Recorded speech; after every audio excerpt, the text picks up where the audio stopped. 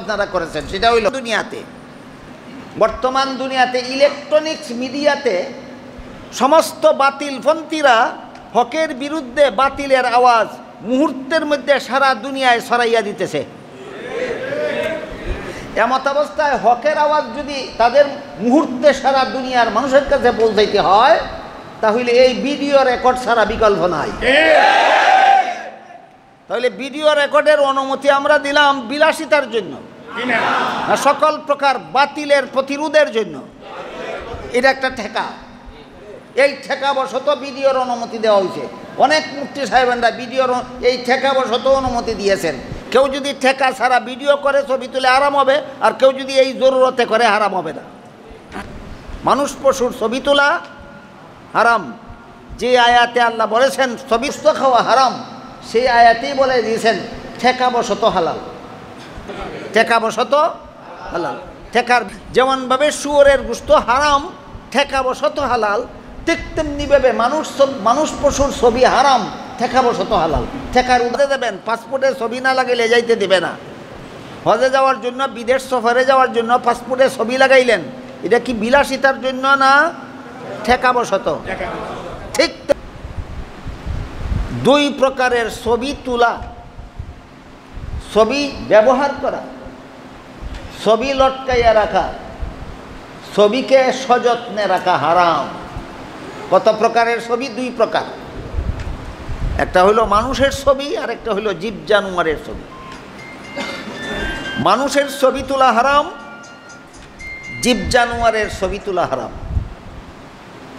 একজন সাহাবী রাসূল করিম সাল্লাল্লাহু আলাইহি ওয়াসাল্লামকে জিজ্ঞাসা করলেন, ওগো আল্লাহর রাসূল, আমার পেশাই ছবি তোলা, আমি ছবি তুলি আর বিক্রি করি, এর দ্বারাই সংসার চালাই। আপনি যে বললেন ছবি তোলা হারাম, আমার সংসার চলবে কিভাবে? প্রশ্ন বুঝলেন আপনারা?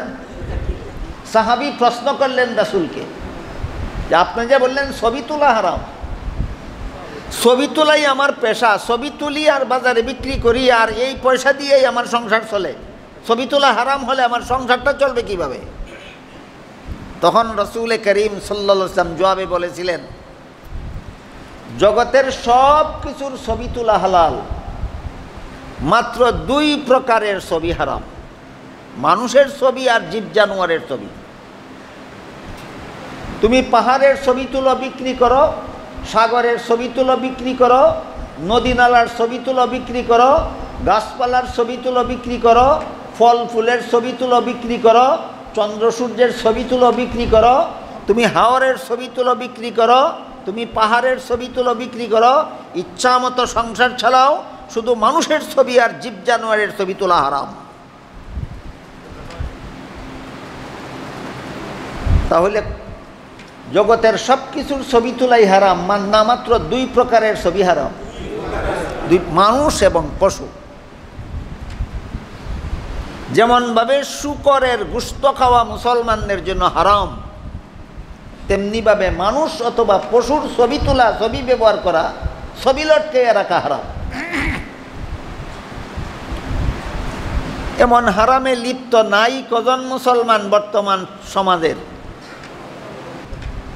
তবে যে আয়াতে আল্লাহ বলেছেন শূকরের গোশত খাওয়া হারাম, সেই আয়াতে বলে দিয়েছেন বিপদগ্রস্ত ব্যক্তির জন্য হারাম নয়, বিপদগ্রস্ত ব্যক্তির জন্য হারাম নয়।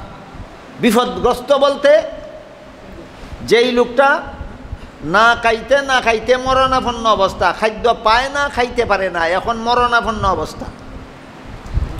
এই লোকটাকে যদি কোনো বিধর্মী বলে যে আমার কাছে শূকরের গোশত আছে, তুমি খাইয়া জান বাঁচাইতে পারো, এই লোকটার জন্য ওই বিধর্মী লোকটার কাছ থেকে শূকরের গোশত সংগ্রহ করে খাওয়া হালাল।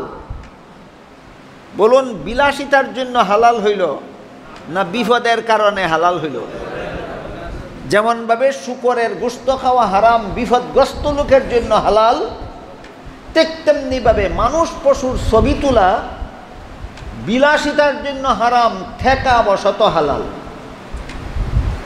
মানুষ পশুর ছবি তোলা ঠেকাবশত হালাল। ঠেকা কেমন? আপনি হজে যাবেন, পাসপোর্টে ছবি লাগাইতে হবে কিনা? পাসপোর্টে ছবি না লাগাইলে পারবেন হজে যাইতে? ভিসায় ছবি না লাগাইলে পারবেন দেশ থেকে দেশের বাইরে যাইতে? তাইলে হজে যাওয়ার জন্য যে আপনি পাসপোর্টে ছবি লাগাইলেন, বিদেশ যাওয়ার জন্য যে ভিসায় ছবি লাগাইলেন, এটা বিলাসিতার ছবি না ঠেকাবশত? ঠেকাবশত। আমার কথা বুঝে থাকলে এবার বলুন, বর্তমান সমাজের মুসলমানেরা, বেশিরভাগ মুসলমানেরা ঠেকাবশতই ছবি তুলে না বিলাসিতার কারণেই ছবি তুলে? বিলাসিতার কারণেই ছবি। বিলাসিতার ছবি হারাম, এটা অনর্থক কাজ। বিলাসিতার ছবি অনর্থক কাজ, এটা হারাম।